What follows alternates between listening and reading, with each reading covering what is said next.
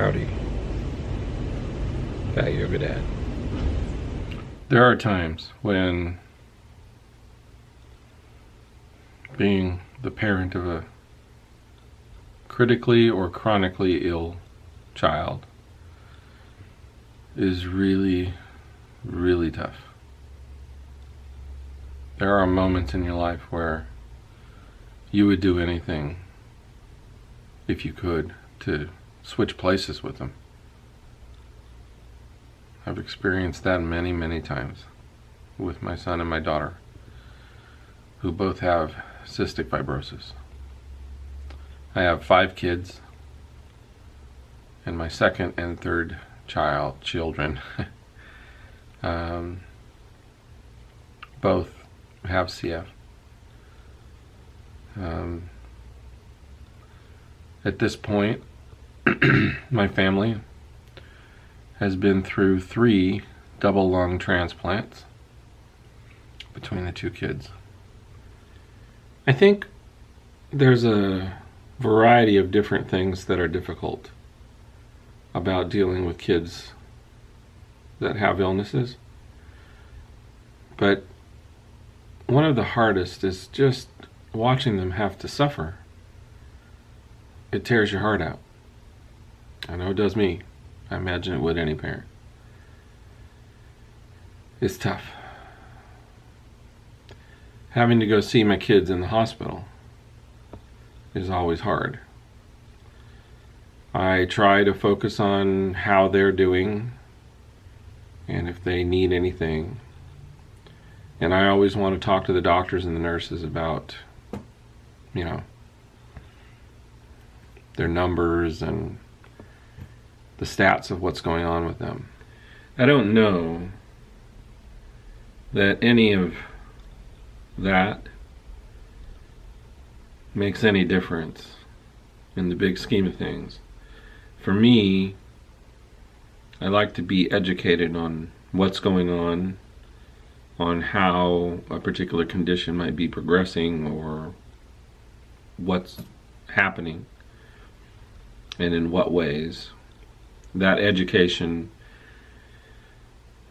I can't say it comforts me, but it does make me feel like at least I have a tangible handle on what's going on. Even if I can't do anything about it, I understand. And maybe that's just that whole fear of the unknown thing. When is it that as a parent you can just relax and breathe? I've been a parent for 36 years.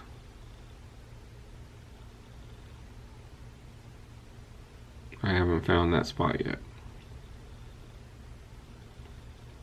I'm always concerned, worried, hopeful, but wanting the best for all my kids. Each one of them are individuals, so each one of them has their own thing. But I want the best for all of them. I'm not sure how to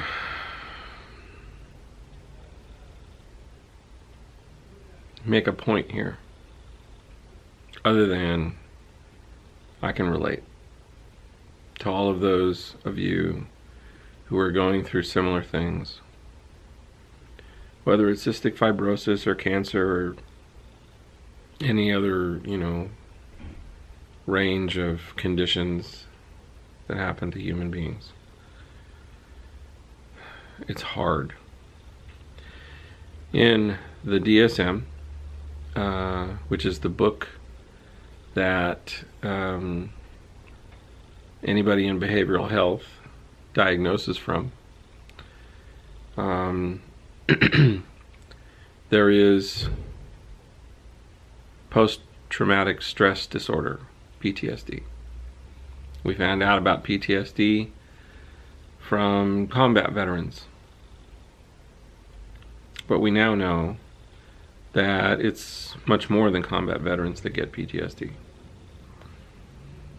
I believe that there is a unrecognized version of PTSD that is not yet made it into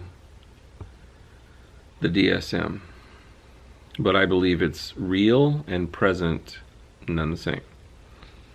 And I think that that PTSD is in form and, in my opinion, fact, in the medical profession and in the medical environment, especially when there's procedures going on and hospitalizations and surgeries and stuff like that. Somebody poking you with a needle all the time, coming at you with a scalpel, saying that they're there to help you, and they reassure you and they give you all this wonderful care, and it is. And it's all in the name of making you better. But in the midst of all of that, it is traumatic. And it is traumatic when it's happening to you. It is also traumatic to watch your child go through it, your family member. So, I think that those of us that have had to suffer through these types of things have something that we can share and relate with each other. We've had different experiences, but they're similar all the same. Harmony is my third child. She is literally in the middle. I have 2 older children than her and 2 younger children than her. And there's a big age gap between her and her next sibling behind her. Both my daughters. About 18 years, to be exact. But what a wonderful blessing. What a wonderful gift, both of them.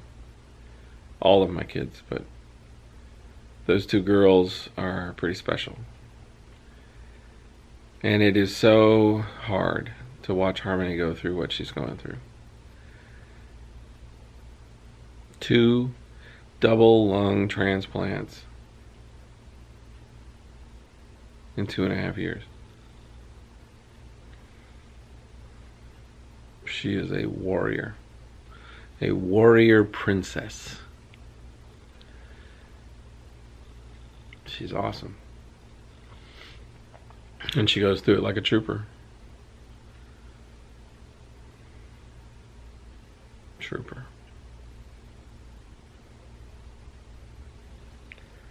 So here's to Harmony and all of those that are like her. People that are fighting for their lives and have a life to fight for. Praise God for them.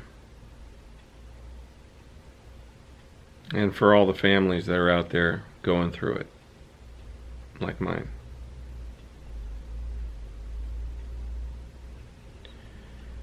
Such troubled times, and yet such blessings. Blessed beyond measure.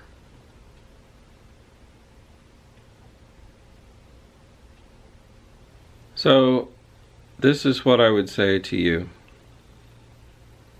That if you're facing things that are hard, difficult, and maybe even life-threatening, life and death, there's going to be a lot of challenges. But find the good, because those moments are there. And they're hard.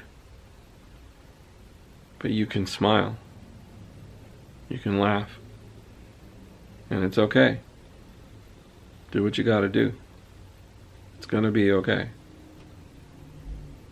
What's going on is not alright. But it is gonna be okay. One more thing. Just because you're going through hard times now doesn't mean that they're going to last.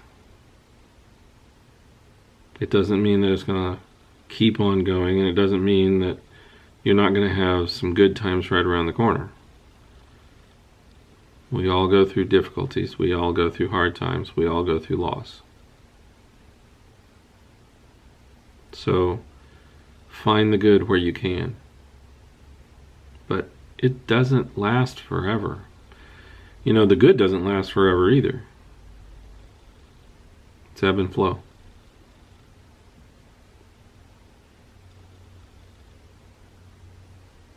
Fat Yoga Dad. Out.